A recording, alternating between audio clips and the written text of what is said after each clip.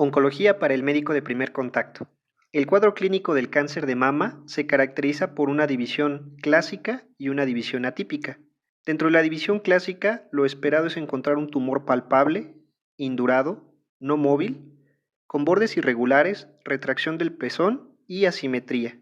La mayoría de las veces, los tumores son no dolorosos, cercano a un 40% de las presentaciones. Sin embargo, un 20% puede presentar dolor.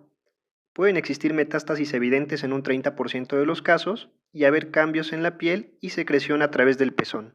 Lo más frecuente es la localización en el cuadrante superior externo, con un 50% de los casos. Cuando la enfermedad está avanzada, los sitios más frecuentes de metástasis son el hueso, el pulmón y la pleura, el hígado y el encéfalo. Es muy frecuente que la enfermedad se encuentre también localmente avanzada. Esto significa que haya compromiso ganglionar en alguno de los relevos descritos. El cáncer de mama metastásico se puede dividir en cáncer de mama de novo o recurrente, siendo de novo aquel que aparece por primera vez y recurrente un tumor que ha sido curado y que, estando en vigilancia, aparece en un sitio a distancia de las mamas. Es peor tener, como podemos ver en esta gráfica, hablando de supervivencia global, un tumor recurrente en un periodo menor a 2 años después de haber empezado la vigilancia, que iniciar con un carcinoma metastásico al inicio del tratamiento. La supervivencia global en el cáncer de mama se estima con base en estas curvas denominadas de Kaplan-Meier. Podemos ver que la supervivencia empeora entre más avanzada esté la enfermedad. Las pacientes que cursan con una etapa 4, es decir, con enfermedad metastásica al diagnóstico, tienen una supervivencia muy baja, menor a 15% a 5 años de seguimiento. Esta diapositiva es muy interesante porque nos muestra una cohorte en México del 2007 al 2013, en el cual podemos apreciar un incremento en el porcentaje de pacientes con enfermedad metastásica al diagnóstico, siendo incluso de 12.9%. Algo muy relevante es la supervivencia de estas pacientes a 5 años. Si observamos, las pacientes con enfermedad metastásica alcanzan un 36% de supervivencia en ese periodo de tiempo. Esto es algo relevante si lo comparamos con otros países. Si nosotros hacemos la comparación con Estados Unidos, podemos observar que las enfermedades localizadas o tempranas son sumamente bajas en México. En Estados Unidos, este grupo de pacientes alcanza 62% y solamente 14% en México. Al hablar de enfermedad locorregional, Estados Unidos tiene un 32% y México un 73%, siendo este grupo en el que se diagnostica a la mayoría de pacientes con cáncer de mama. Y en enfermedad metastásica, en Estados Unidos hay un 6% y en México 13%.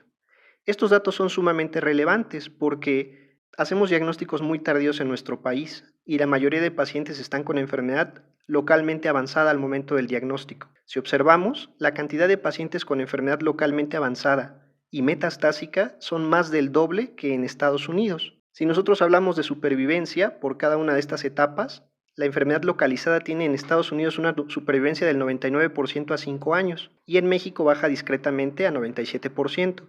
Aún así, el pronóstico es muy bueno. El problema es que en nuestro país son muy pocas las pacientes que son diagnosticadas en esta etapa. A nivel ocorregional, baja de 86 a 82% en México respecto a Estados Unidos. Y algo que llama la atención es el porcentaje elevado de supervivencias en pacientes con enfermedad metastásica al momento del diagnóstico. Si bien es cierto que hemos tenido una experiencia favorable con el manejo de estas pacientes, es desalentador que sea más del doble de pacientes las que se diagnostican en esta etapa con respecto a otros países. Algo muy interesante del cáncer de mama es su biología tumoral. A grandes rasgos podemos observar en este esquema de la mama cómo existen porciones ductales y porciones lobulillares. Estas porciones lobulillares están en color verde y los ductos se pueden ver en color naranja. Son los que permiten el paso de la secreción láctea desde los lobulillos hasta el complejo areola-pezón. En cuanto a los tipos histopatológicos, el más frecuente es el carcinoma ductal, con un 70-80% de los casos, seguido por el carcinoma lobulillar y el tubular. Los demás tipos, que son mucinoso, medular y papilar, son mucho menos frecuentes. Algo importante también para que como médico de primer contacto puedas identificar y explicar a un paciente su diagnóstico es conocer el grado histológico, que generalmente se reporta con una letra G seguido de un número arábigo en los reportes de patología. ¿Cómo puedes comprender y explicar el grado histológico? Bueno, imagina que tienes un documento y vas a sacar fotocopias. Supongamos que es la portada del Consenso Mexicano sobre el diagnóstico y tratamiento del cáncer mamario. Si tú sacas una primera copia, posiblemente sea idéntica, sea muy nítida y tenga una estructura y arquitectura muy similar al documento original. A esto le llamamos un bajo grado. Es un grado de proliferación que permite hablar de que un tumor no es muy agresivo en su reproducción, pero sobre todo que estructuralmente se parece mucho a un tejido normal. Sin embargo, tú le puedes decir a la paciente que al igual que como pasa en las fotocopias, una vez que se siguen sacando copias de copias de copias, tendrás un documento cada vez menos nítido y menos legible, lo que a nivel celular se podría traducir como un tejido desdiferenciado, en el cual la arquitectura está comprometida y ya no se parece al tejido original. Esto es un grado 3 o un alto grado. Entonces, en los tumores es muy importante conocer el grado para poder saber qué tanto se parecen a los tejidos originales, y esto en muchas ocasiones asigna una clasificación TNM distinta o bien un pronóstico más adverso. Conociendo eso, ahora podemos entender las clasificaciones que se hacen para los subtipos moleculares del cáncer de mama. Veamos a qué nos referimos. Si nosotros tomamos una de las porciones ductales que están en color naranja, hacemos un corte y nos acercamos, veríamos esto. Aquí podemos ver las células epiteliales del conducto. Podemos ver que debajo de ellos se encuentran células mioepiteliales y la membrana basal. Y vemos también la luz del conducto. Ahora, si se produce cáncer, el cáncer va a ser un grado de desdiferenciación y de proliferación descontrolada, como hemos visto previamente. De esta manera, nosotros tenemos que dentro de la cascada de diferenciación, podríamos tener un cáncer que se parezca mucho a las células diferenciadas que vimos en la diapositiva previa. Como sabemos, eran células epiteliales del conducto por el cual atraviesa la secreción láctea, y debajo de ellas teníamos células mioepiteliales diferenciadas que sirven para la contracción y de esa manera se pueda dar la lactancia durante el amamantamiento. Entonces, si un tumor mamario se parece mucho a esas células que normalmente están en el conducto, poniendo en este caso un carcinoma ductal o canalicular, que son sinónimos, si se parece demasiado a ese tejido, entonces podemos decir que se denomina luminal. Cuando como médico de primer contacto escuches que es un cáncer luminal, tienes que entender que está haciendo alusión a que se parece a lo que normalmente está en la luz del conducto, es decir, células bien diferenciadas que están hasta abajo en la cascada de diferenciación en el sentido de que se parecen mucho al tejido normal y que por lo tanto van a expresar lo que las células expresan de forma cotidiana, que son receptores hormonales. Entonces, cuando en tu consulta, en urgencias o en hospitalización, una paciente tenga cáncer de mama y tú escuches o leas que tiene un cáncer luminal, tienes que saber que es un cáncer bien diferenciado, que se parece mucho al tejido mamario normal y que expresa receptores hormonales. Ahorita veremos cómo se clasifica en luminal A o luminal B, pero recuerda, es un tumor bien diferenciado y en tu mente tiene que haber la idea de que va a ser un tumor de buen pronóstico, en términos generales, porque se parece mucho al tejido normal. Y de ahí hacia atrás, pues ya viene todo lo desdiferenciado. Si nos vamos hacia arriba, pasaremos por los tumores que tienen una amplificación o una sobreexpresión de HER2. Y si vamos más arriba, tendremos aquellos tumores que ya no van a expresar receptores hormonales, que van a tener un tipo basaloide y que pueden estar relacionados incluso con mutaciones, como las que hemos explicado previamente, las mutaciones de BRCA. Si nos fuéramos más arriba, hasta la parte amarilla, tendremos alteraciones ya de tipo mesenquimal, donde puedes encontrar incluso a los sarcomas. Hay sarcomas de la mama. Entonces, esta diapositiva es importante porque nos ayuda a comprender la biología del cáncer de mama. El tumor se puede detener dentro de su diferenciación y proliferar de manera descontrolada, haciendo que tengas tumores bien diferenciados llamados luminales, que son de buen pronóstico, se van a presentar generalmente en pacientes de mayor edad y van a tener un tratamiento basado en terapia endocrina. En cambio, si tú tienes en tu consulta una mujer joven, menor de 40 años de edad, que tenga un cáncer de mama, pues no vas a imaginarte que sea un tipo luminal. Probablemente esa paciente tenga una mutación, pertenezca a ese 10% que mencionábamos acerca de los factores de riesgo y entonces no exprese necesariamente receptores hormonales. Tendremos que hacer entonces el reporte histopatológico y ahí la importancia de la biopsia. Todo esto se puede quedar en la teoría y habrá mujeres jóvenes que expresen receptores hormonales a pesar de tener mutaciones de BRCA1. Sin embargo, conocer la biología tumoral del cáncer te va a permitir tener una mayor participación en el equipo multidisciplinario, por todo lo que de ello desprende.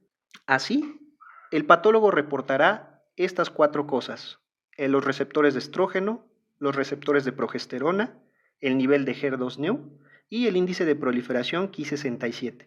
Con base en las diferentes combinaciones posibles, nosotros podemos hacer una clasificación de subtipos moleculares que por términos de practicidad, por términos económicos y de disponibilidad, los podemos obtener a través de un subrogado que es la inmunohistoquímica. Es decir, nosotros no hacemos cotidianamente el análisis molecular para determinar esto, pero hacemos estudios de inmunohistoquímica que nos permiten aproximarnos a estos 4 subtipos moleculares, que actualmente son los que operativamente se utilizan, habiendo muchos más y hablando incluso de 4 fenotipos, en los cuales no ahondaremos por ser un tema que se está construyendo hasta el día de hoy y que en el primer nivel de atención aún no tiene un impacto significativo. Lo que sí lo tiene es esto.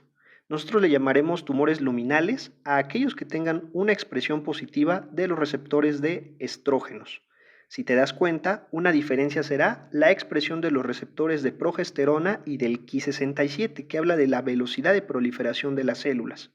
Si tienes receptores de progesterona mayores a 20% o menores a 20%, será un factor para determinar si es un luminal A o un luminal B.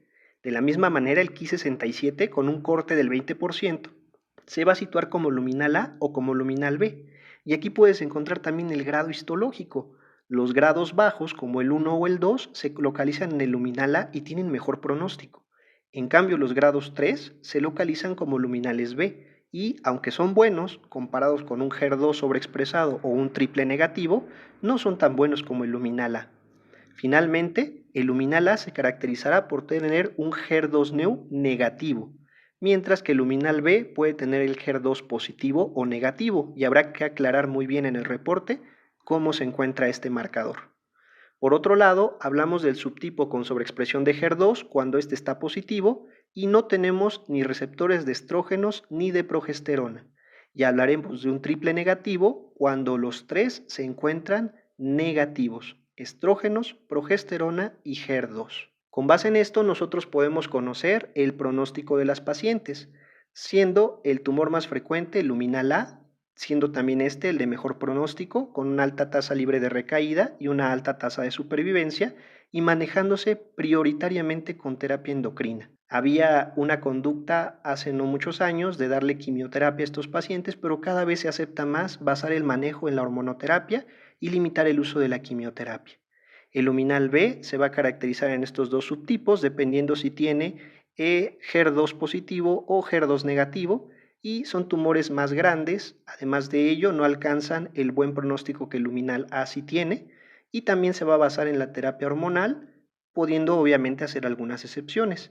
Algo importante de esta tabla es que no te debes casar con que los tratamientos de quimioterapia, que aquí viene como QT, o terapia endocrina, que también le denominan hormonoterapia, que viene aquí como HT, sean necesariamente los que se dan a todas las pacientes. Algo muy valioso de la oncología es la personalización del tratamiento. Entonces tendremos que ver la edad, las comorbilidades, si tiene crisis visceral, es decir, si tiene una actividad metastásica que pone en riesgo su vida con alto impacto sobre todo en hígado y en pulmón, es donde más lo vemos, si hay compromiso del sistema nervioso central, etc. Entonces esta tabla es más bien informativa y orientadora, pero no debes de casarte con que estos son los tratamientos que se le van a dar a todas las pacientes. El oncólogo se encarga de personalizarlos. Finalmente te puedes dar cuenta que son menos frecuentes el HER2 enriquecido y el tipo basaloide.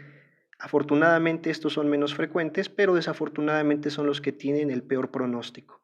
El pronóstico en el caso del HER2 enriquecido ha mejorado gracias a que se han desarrollado terapias dirigidas anti-HER2, que veremos en la siguiente sección. Para hablar un poco de las características clínicas de las pacientes, nos permitimos compartir este estudio publicado a manera de tesis acerca de un diseño observacional en un estudio descriptivo realizado en México. Este fue seguido en el Instituto Nacional de Cancerología e incluyó a pacientes con cáncer de mama en etapa clínica 4 al momento del diagnóstico, con una cohorte llevada del 2007 al 2015. Aquí se analizaron la edad, el estado funcional, el estado menstrual, el subtipo histológico, el marcador de proliferación celular Ki67, el subtipo por inmunohistoquímica y los sitios de metástasis. En este periodo de tiempo ingresaron más de 4.000 pacientes, de las cuales 658 se encontraban con enfermedad metastásica al momento del diagnóstico. Cuando se hizo la división con base en los receptores hormonales, pudimos clasificar a las pacientes, después con base en la presencia o ausencia de sobreexpresión de HER2. Esto es muy importante, como veremos más adelante, para definir el pronóstico y el tratamiento de las pacientes. En términos generales, sabemos que las pacientes con receptores hormonales positivos y HER2 negativo fueron un 52%, mientras que las pacientes con receptores hormonales y HER2 positivo fueron solamente de un 18%. Aquellas pacientes que presentaron negativos tanto los receptores hormonales como el HER2 fueron un porcentaje de 17.2 y aquellas pacientes con receptores hormonales negativos y HER2 sobreexpresado tuvieron una proporción de 12.6%. En cuanto a la edad, ya habíamos resaltado el hecho de que en México el diagnóstico se realiza en edades más tempranas. En este estudio, la media fue de 51.5 años y el rango estuvo entre 25 y 91 años de edad. En cuanto a las características de la muestra, es importante mencionar que un 24.5% presentó sobrepeso y un 26.7% obesidad. Además de ello, la comorbilidad más frecuente fue la hipertensión arterial sistémica, en el 17.7% de las pacientes. En cuanto al estado funcional, la mayoría de ellas se encontraba con un ECOG de 0 a 1 y el 56.2% en etapa posmenopáusica. En cuanto a las características tumorales, vale la pena señalar el gran tamaño que tienen las pacientes a nivel tumoral al momento del diagnóstico. Se habla de una media de 7.5 centímetros, pero el rango llegaba incluso hasta los 30 centímetros. Esto es importante porque nos hace pensar en el gran tamaño tumoral que las pacientes presentan al momento del diagnóstico y se refleja en el TNM. Incluso un 58.2% de las pacientes presentaban un T4 al momento del diagnóstico y 32.3% de ellas presentaban un nivel N3 positivo. La principal histología documentada fue la de tipo ductal con un 83.7% de casos. Finalmente, en cuanto a las características de la enfermedad metastásica, la mayoría de las pacientes presentaba una enfermedad no visceral o visceral, siendo un 50% para la primera y un 25% para la segunda, sin compromiso al sistema nervioso central. Algo interesante también es el número de líneas que las pacientes recibieron durante este estudio, siendo relevante el hecho de que hasta un 14% de ellas fueron candidatas a recibir una quinta línea de tratamiento, lo cual puede estar en relación a la supervivencia observada, que ha sido muy alta en la población mexicana para pacientes con cáncer de mama que son debutadas con enfermedad metastásica. En cuanto al marcador tumoral, los dos más estudiados han sido el antígeno carbohidrato 15.3 o CA15-3 y el antígeno carcinoembrionario. Estos biomarcadores han demostrado ser potencialmente útiles para la monitorización del cáncer de mama. Algo importante de señalar es que en estos estudios de metaanálisis, la línea que va a señalar el efecto nulo se encuentra sobre el cero y no sobre la unidad, debido a que son estudios que comparan medias. Una vez dicho esto, podemos ver que CA15.3 tiene un mayor poder estadístico que el antígeno carcinoembrionario, pero es muy importante señalar que estas observaciones se asociaron con relación al tamaño tumoral, de tal manera que entre más avanzada estaba la enfermedad, más significativo era el aumento de CA15.3. Por lo tanto, en el primer nivel de atención no debemos de utilizar este marcador tumoral como un parámetro diagnóstico. Más bien, en algunas pacientes seleccionadas podría servir para el seguimiento y la monitorización del tratamiento. En cuanto a los estudios de imagen, la mastografía ha sido el estudio ideal sugerido por la Organización Mundial de la Salud y por múltiples organismos para poder realizar el cribado. Es una prueba sencilla que se puede realizar a una población saludable y tiene algunos aspectos controversiales que mencionaremos en un momento. Actualmente se solicitan dos proyecciones de forma estandarizada que son la cefalocaudal y la medio-lateral oblicua. Es muy importante conocer el consenso en cuanto a la clasificación de los resultados, la cual se basa en la escala o clasificación de BIRATS. Una herramienta diagnóstica muy importante es el ultrasonido mamario, el cual es considerado el estudio de elección inicial en mujeres menores de 35 años con patología mamaria. Actualmente, el uso de este estudio se suma a la detección con mastografía para pacientes que tengan mamas densas, ya que mejora la detección de lesiones tempranas, alcanzando hasta un 83.5%. Es importante señalar que no tiene ninguna indicación para pacientes asintomáticas y que aunque se menciona dentro de los instrumentos o herramientas diagnósticas para el diagnóstico oportuno, no se debe de utilizar de forma indiscriminada. En cuanto a la tomosíntesis, nos permite crear proyecciones de rayos X de la mama en tercera dimensión. Una ventaja es eliminar el tejido traslapado y permitir cortes con grosor de 0.5 a 1 milímetro, mejorando la imagen y brindando los mismos beneficios que la mastografía, considerándose un estudio complementario, al igual que la resonancia magnética, la cual se solicita en sospecha de tumores inflamatorios con biopsia negativa, ante presencia de bilateralidad, como puede ser en los carcinomas lobulillares, con un tumor axilar primario desconocido o en presencia de implantes. Este estudio es particularmente útil debido a la gran resolución de las imágenes que se pueden obtener. En estas imágenes puedes comparar un esquema de la anatomía de la mama, permitiendo observar con claridad los pectorales mayor y menor y las fascias profunda y superficial. Es importante conocer la sensibilidad y especificidad de cada uno de los estudios para conocer sus limitaciones. Observamos que la mastografía llega a tener una sensibilidad del 85%, pero una especificidad que alcanza cerca del 100%. Por otro lado, la resonancia magnética, aunque es un estudio complementario, alcanza una sensibilidad cercana al 100%. De ahí las indicaciones mencionadas y el alto valor de su resolución. Algo muy importante de mencionar es que los tumores mamarios pueden ser diagnosticados de forma clínica. Sin embargo, el diagnóstico de cáncer requiere la comprobación histopatológica. Es importante reconocer los diferentes tipos de biopsia que existen, siendo la biopsia por aspiración con aguja fina, la biopsia con aguja de corte y la biopsia quirúrgica, algunas de las más importantes. Es necesario mencionar que las biopsias deben ser realizadas por cirujanos oncólogos, capacitados y competentes en el área, y sería un error realizarlas por personal no calificado. En cuanto al cribado, es muy importante reconocer las fuentes que utilizaremos para la determinación de las reglas y los regímenes recomendados. En este caso será el Consenso Mexicano y las guías de la NCCN. Aquí es importante recordar lo que mencionamos en la clase de generalidades sobre el cáncer. La criba es un instrumento que permite diferenciar o separar dos cosas, generalmente metales en el caso de esta figura.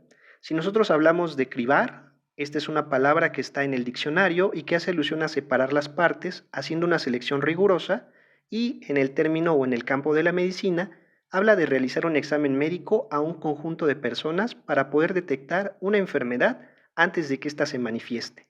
De ahí viene también la palabra cribado, que hace alusión a esta acción en materia de salud pública. Si nosotros revisamos la literatura, nos daremos cuenta de la controversia que hay sobre el uso del término tamizaje. No es algo que nos deba de espantar ni es algo que debamos señalar constantemente, pero sí vale la pena señalar que la palabra que más se acerca a una traducción correcta y a un empleo adecuado en nuestra lengua es cribado. Y de no usar cribado deberemos usar tamización, que es, de acuerdo a varias revisiones, la forma más adecuada de poder describir el proceso. Entre cribado y tamización, en los últimos 20 años la palabra cribado ha sido mucho más aceptada en nuestra lengua, sin embargo tamización también es correcta. Ahora bien, muchos han señalado que la palabra tamizaje se usa de forma global.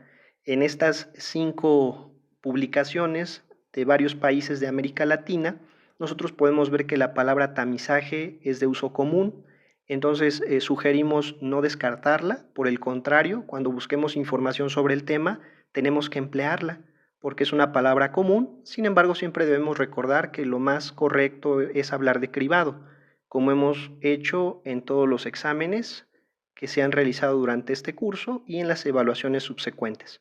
Ahora bien, si alguien le preguntara a la Real Academia si es incorrecto usarlo, pues las respuestas que ha habido a nivel público es que esta palabra de tamizaje es un derivado bien formado y sobre todo cuenta con documentación significativa de uso. Por lo tanto, puede utilizarse aunque no esté registrada en el diccionario. Esto es importante. Hemos visto ya los documentos oficiales de varios países y todos ellos utilizan la palabra tamizaje. Así que nosotros la podremos seguir empleando siempre y cuando recordemos que es mucho mejor decir cribado. Respecto a las medidas para el cribado, una de las más importantes es el autoexamen mamario.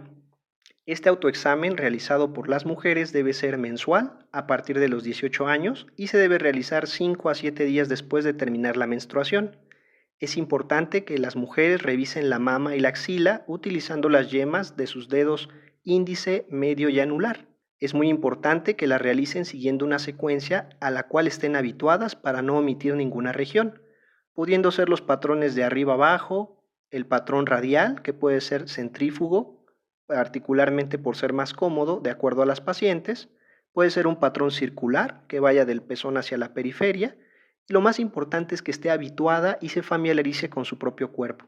Se sugiere que lo haga frente a un espejo para detectar asimetrías, bultos o retracciones y para observar cambios en la coloración o textura de la piel, así como deformaciones o secreciones por el pezón. Es muy importante reconocer también el valor de acostarse y colocar una almohada debajo y de cambiar varias posiciones para realizar una inspección dinámica, similar a la que realizará el médico en el consultorio. Una maniobra muy importante es el hecho de poder inclinar hacia adelante el cuerpo para poder contraer junto con las otras maniobras el músculo pectoral y de esa manera notar algún abultamiento o asimetría.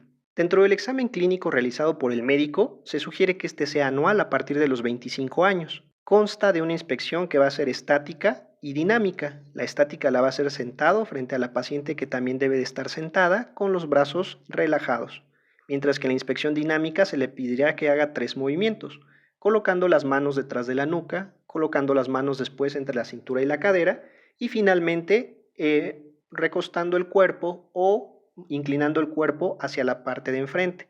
Esta maniobra es generalmente muy útil en pacientes con glándulas mamarias de gran tamaño. En cuanto a la palpación, se debe de realizar en posiciones sedente y supina. Se deben de revisar todos los cuadrantes, incluyendo la cola y la porción retroareolar, y es muy importante que el médico siempre revise las axilas y las regiones supra e infraclaviculares. En estas regiones puede haber adenopatías que son muy importantes de detectar. Además, se debe de realizar una compresión gentil del pezón y se deben de describir todos los hallazgos utilizando un tumorímetro. Si nosotros localizamos una tumoración, debemos de medirla y además localizarla en nuestra nota o reporte de referencia, anotando el tamaño y también la localización con base en una analogía que se hace con la carátula de un reloj. Tenemos que decir en qué hora del reloj está y a qué distancia del complejo areola-pezón se localiza. En estas imágenes de este artículo que recomiendo revisar se muestran las características de la inspección estática en la parte izquierda de arriba y de la inspección dinámica con las manos en el cuello o en la nuca, faltando ponerlas en la cadera-cintura y finalmente con una inclinación corporal hacia el frente. También podemos ver la misma maniobra o técnica en cuanto a la ruta que se debe seguir, que es muy similar a la que sugerimos para las pacientes en el autoexamen, y la compresión suave del pezón. Es muy importante también pasar de la parte de sedestación a la parte de decúbito, y son muy importantes los cambios en la coloración de la piel. No siempre los tumores se van a clasificar o se van a presentar todos los cánceres como tumor. Puede haber cambios en la piel que nos indiquen la presencia de una neoplasia maligna. Vamos a ver esta parte de cribado para finalizar con algunas preguntas que son sumamente relevantes. ¿Cierto o falso? ¿El cribado con mastografía reduce la mortalidad por cáncer de mama? La respuesta es cierto. En esta gráfica podemos ver las tasas de mortalidad por cáncer de mama en Estados Unidos ajustadas por edad de acuerdo al CER por 100.000 mujeres. Si observamos, a partir de 1990 hubo una reducción muy importante de la mortalidad. ¿Qué es lo que llevó a esta mejora? Se dice que fue la detección precoz de los tumores debido al uso de mastografía. Nosotros podemos observar una disminución del 42% en mortalidad, y esto es muy importante porque estos programas de cribado se han utilizado en mujeres. Sin embargo, para los hombres, en los cuales no se ha instaurado este tipo de programas, la mortalidad por cáncer de mama se ha mantenido e incluso hay reportes de un ligero aumento con un 7.14 con respecto a las mujeres en cuanto a la tasa de mortalidad. Ha habido un aumento, pues, en el caso de los hombres. Ahora, ¿por qué los ensayos clínicos controlados aleatorizados iniciales subestimaron el beneficio del cribado en cáncer de mama? Un ensayo clínico controlado es una herramienta muy importante. Es un tipo de estudio que aporta mucha evidencia debido a la estructura y a la metodología empleada. Nosotros podemos observar que los primeros ensayos clínicos mostraron un beneficio del cribado con mastografía. Aquí podemos ver una tasa relativa de 0.76, lo cual nos habla de una reducción del 24%. Sin embargo, se tendió a subestimar el beneficio en la mortalidad, en la reducción de la mortalidad.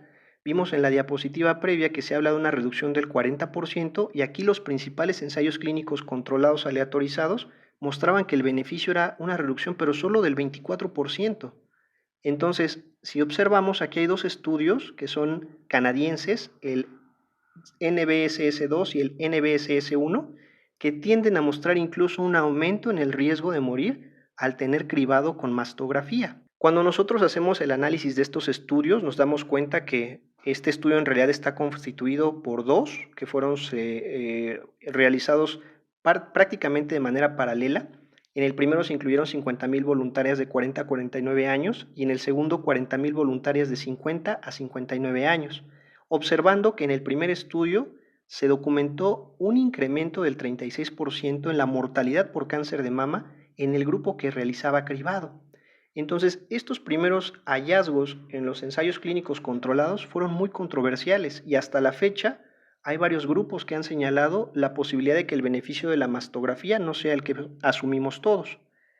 Sin embargo, este estudio tuvo varios defectos metodológicos. Hay muchas publicaciones que nos hablan de cómo este estudio canadiense tuvo fallas en la inclusión y aleatorización, tuvo incumplimiento y tuvo contaminación. ¿A qué nos referimos con fallas en inclusión y aleatorización? Bueno, en el estudio participaron mujeres que ya tenían datos clínicos positivos, como abultamientos o retracciones del pezón, lo cual no es ideal para un estudio que habla del cribado en mujeres sanas. Además, hubo falta de cegamiento. Por otro lado, un punto importante fue el incumplimiento. Se dice que en el brazo experimental solo el 60% de las mujeres se hicieron mastografía y a pesar de no haber seguido lo que era fundamental para el estudio, no fueron eliminadas del mismo. Finalmente, hubo contaminación, ya que algunas mujeres del brazo control se realizaban mastografía fuera del estudio sin notificar a los coordinadores del mismo. Por todo ello, hubo mucho ruido y hubo muchas regulaciones que no tomaban en cuenta la mastografía durante el cribado como una herramienta fundamental. Sin embargo, los estudios observacionales, sobre todo de casos y controles, mostraban un beneficio indiscutible. A este respecto, uno de los estudios observacionales más importantes fue el canadiense, que incluyó a más de 2 millones de mujeres con edades entre 40 y 79 años, en las cuales se demostró una disminución del 40% en la razón de mortalidad estandarizada. Esto fue muy importante porque se parece mucho a la mortalidad observada en la disminución a partir de 1990 que observamos hace unas diapositivas. Además, cuando nosotros las clasificamos por edad, nos damos cuenta que el grupo que más se benefició del cribado con mastografía fueron las pacientes jóvenes entre 40 y 49 años de edad, en las cuales la reducción de la mortalidad llegó a ser hasta el 44%.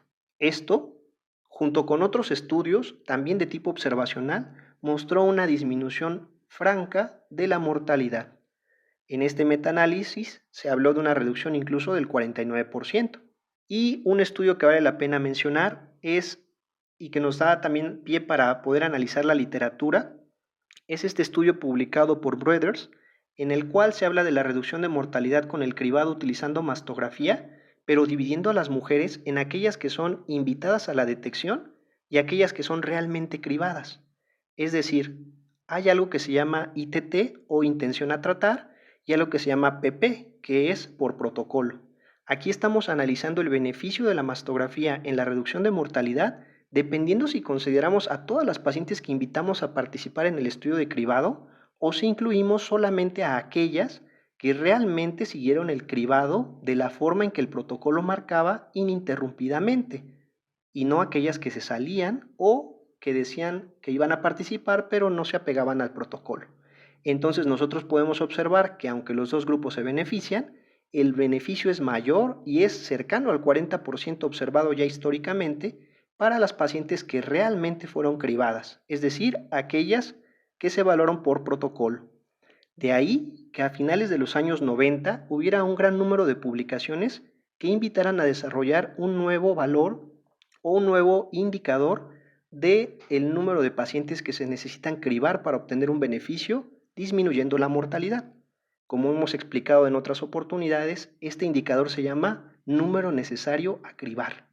Y es un valor importante porque nos permite conocer cuál es el impacto y cuál es la necesidad que tenemos para realmente tener un beneficio en supervivencia. Además de reducir la mortalidad, Algunos otros beneficios del cribado con mastografía son realizar cirugías menos extensas, utilizar en menor cantidad la quimioterapia y además mejorar los resultados de supervivencia con el tratamiento oncológico, hablando incluso de una mortalidad reducida en un 60% a 10 años y del 47% a 20 años. Ahora bien, ¿a quién debemos realizar el cribado? El cribado realizado a mujeres con alto riesgo de cáncer de mama no sería una estrategia útil. Podemos, por ejemplo, extrapolar lo que aprendimos en el cáncer de pulmón. Recordaremos que ahí seleccionamos a una población de alto riesgo para realizar una tomografía de baja dosis. Sin embargo, en el caso del cáncer de mama, esto no es la mejor estrategia documentada a la fecha. Solo el 75% de las mujeres que desarrollan cáncer de mama no han presentado ningún antecedente familiar u algún otro factor de riesgo. Así que a la fecha no se recomienda realizar el cribado solamente a aquellas mujeres que tengan factores de riesgo, sino más bien se debe de realizar a todas las mujeres con algunos criterios de edad. Esto también resulta controversial y es un punto de investigación para los médicos en el primer nivel, ya que actualmente es muy controversial el tipo de esquemas utilizados por los riesgos y beneficios otorgados y hay un punto muy importante controversial que mencionaremos más adelante. ¿Cuándo se debe de realizar el cribado? ¿Cuándo debemos iniciar y cuánto debe durar? A lo largo de la historia, diversos organismos han postulado sus propios modelos y estrategias de cribado. Podemos mencionar estos tres ejemplos. Por un lado, tenemos el Colegio Americano de Radiología, la Sociedad Americana del Cáncer y el Grupo de Trabajo para Servicios Preventivos de los Estados Unidos. Podemos observar que la recomendación anual a partir de los 40 años parte de las observaciones y estudios publicados por el Colegio Americano de Radiología, en el cual se realiza una estrategia anual a partir de los 40 años y hasta los 84 años de edad. Si comparamos la reducción de riesgo de morir por cáncer de mama, vemos que esta estrategia, que es la más estricta, aporta la mayor reducción de riesgo, siendo de un 40% al redondear. El número de mujeres que se salvan de cáncer de mama como una causa de muerte es de 11.9 por cada 1000 mujeres cribadas. Esto también es superior que con los otros dos esquemas. Y finalmente, el número necesario a cribar para salvar una vida se reduce, siendo de 84 en comparación, por ejemplo, con 144 que se alcanza con un esquema bianual a partir de los 50 años. Algo interesante de señalar es que, si bien es cierto que la reducción del riesgo es mayor, se salvan más vidas y el número necesario a cribar es menor, es objetivo y lógico que se necesiten mayor número de mastografías. Podemos observar que son más de 36.000 comparada con las 11.000 que se necesitan con el modelo bianual a partir de los 50 años. Esto es importante porque a pesar de que vamos a utilizar más mastografías, nosotros vamos a poder prevenir muertes. Se dice que con el modelo bianual a partir de los 50 años y habría un incremento de más de 13.000 muertes por año, comparado con el modelo anual a partir de los 40. Entonces todo esto es lo que ha causado la controversia, entre otras cosas. Podemos ver que no hay un modelo perfecto y es trabajo de todos los médicos en el primer nivel de atención el desarrollar y crear información que nos permita seleccionar el mejor modelo para nuestras pacientes. Actualmente se acepta que el cribado comienza a los 40 años de edad porque la mitad de todos los cánceres de mama que causan la muerte se diagnostican antes de los 50 años. Además, antes de esta etapa, un tercio de todos los cánceres de mama en mujeres negras, asiáticas e hispanas y un cuarto de todos los cánceres de mama en mujeres blancas son diagnosticados. Y las mujeres de 40 a 49 años que no realizan cribado tienen 2.44 veces más riesgo de necesitar mastectomía y 1.52 veces más riesgo de necesitar quimioterapia si es que desarrollan cáncer. Es por eso que es una población que debe ser tomada en cuenta. Además, más del 70% de las mujeres que mueren por cáncer de mama entre los 40 y 49 años pertenecen al grupo del 20% de mujeres que no se realizaron cribado. Esto es un punto muy importante. Finalmente, si hablamos de los años de vida perdidos, nosotros podemos ver que el pico comienza justamente en la etapa de los 40 a 49 años de edad y se mantiene para comenzar un descenso hasta los 54 años. Así que también este grupo de pacientes entre los 40 y 49 años serán las que tengan la mayor cantidad de años de vida perdidos en caso de que fallezcan por cáncer de mama, ya que son mujeres productivas y con una calidad de vida bastante alta. En cuanto a la suspensión del cribado, la mayoría de las mujeres de 69 a 84 años se someterán a estas pruebas y se dice que tienen un menor riesgo de morir por cáncer de mama que las no examinadas, llegando a ser hasta de 2.5 a 3 veces. Aunque no se ha establecido un límite superior para dejar de realizar el cribado, se menciona que la detección sigue siendo efectiva siempre y cuando la paciente tenga una expectativa de vida que sea al menos de 10 años. Si la expectativa de vida es menor a esta cantidad o la paciente no tiene intención de recibir tratamiento, vale la pena platicar con ella y valorar la posibilidad de suspender el cribado. Finalmente, ¿qué podemos esperar con el cribado? ¿Cuáles son los resultados que esperamos cuando se realiza este procedimiento a la población? 90% de las mastografías van a resultar normales y 10% van a requerir un estudio adicional, en el cual se tiene que llamar a la paciente para poderlo realizar. De este 10% adicional, 6 pacientes van a tener una revisión normal en los nuevos estudios realizados. 2 pacientes van a querer o van a deber revalorarse en un periodo más corto del año, generalmente a los 6 meses. 1 a 2% van a requerir una biopsia y menos del 1% van a ser diagnosticadas con cáncer. Entonces se requiere realizar muchas mastografías para poder localizar a una paciente que tenga cáncer y se requieren realizar aún más para poder salvar a una vida. Los resultados se van a poder interpretar con base en la clasificación de BIRATS, la cual se va a dividir en estas 7 categorías, del 0 al 6, y con base en ella vamos a poder determinar si una paciente requiere biopsia o no, y el tipo de seguimiento que se va a realizar a cada una de ellas. Es muy conveniente que el médico de primer contacto tenga familiarizada estos términos, estas clasificaciones y también las tenga a la mano. Entonces vale la pena tenerlo en los dispositivos digitales o impresa en algún sitio del consultorio, de tal manera que cuando la paciente acuda con nosotros con un reporte de patología o, en este caso, con una mastografía, podamos recordar los conceptos de grado histológico, los tipos más comunes, cómo podemos interpretar los receptores hormonales, el Ki67, el HER2 y en este caso BRAFs. Finalmente, ¿está todo resuelto en el caso del cribado? ¿Cuáles son los temas controversiales hasta la fecha? Un punto de controversia pendiente es si realizar el cribado por edad es la mejor manera de hacerlo. Existen pacientes con alto riesgo que van a iniciar el cribado mucho antes y que además de la mastografía pueden echar mano de la resonancia magnética. Esto aplica para pacientes con mutaciones genéticas ya reconocidas, aquellas que tengan mamas densas, aquellas que hayan tenido radioterapia torácica, sobre todo antes de los 30 años de edad, y las mujeres que tengan antecedentes de hiperplasia ductal atípica, hiperplasia lobulillar atípica o carcinoma lobulillar in situ. En este grupo de pacientes, el cribado se realizará de forma más temprana y utilizando incluso algunas herramientas diagnósticas complementarias. Otra cosa importante es el sobrediagnóstico, que no se debe confundir con un error diagnóstico o con un falso positivo. Este término hace alusión a diagnosticar una enfermedad que se encuentra asintomática y que no causará la muerte por sí misma y en muchas ocasiones incluso ningún daño, y sin embargo la cual es susceptible de recibir tratamiento generando costos, riesgos y daños sin ningún beneficio. Derivado de este concepto que se ha popularizado en la década pasada, ha habido varias publicaciones que han apartado una sección dentro de sus revistas para poder hacer alusión a este fenómeno en todas las disciplinas de la medicina. Se dice que el sobrediagnóstico del cáncer es bajo, llegando a ser por mucho del 10%.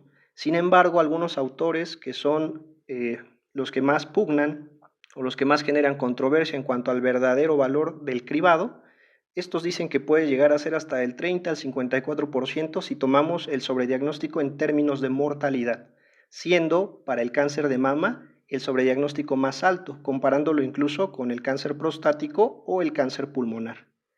Esto sigue siendo un tema a discusión y lo que es más aceptado es que este concepto de sobrediagnóstico se presenta en un 1 a 10% por mucho durante el cribado con la mastografía y que la mayoría de estos casos se van a presentar siendo carcinomas ductales in situ en mujeres mayores de 80 años, en las cuales se debe de decidir de forma personalizada con el oncólogo si se va a ofrecer un tratamiento curativo o no. Finalmente, para las mujeres de la quinta década de la vida, solo el 0.1% de los cánceres de mama en el cribado están sobrediagnosticados, ya que por una larga expectativa de vida, casi todas van a presentar alguna manifestación clínica y tienen riesgo de morir por cáncer más que morir por otra causa.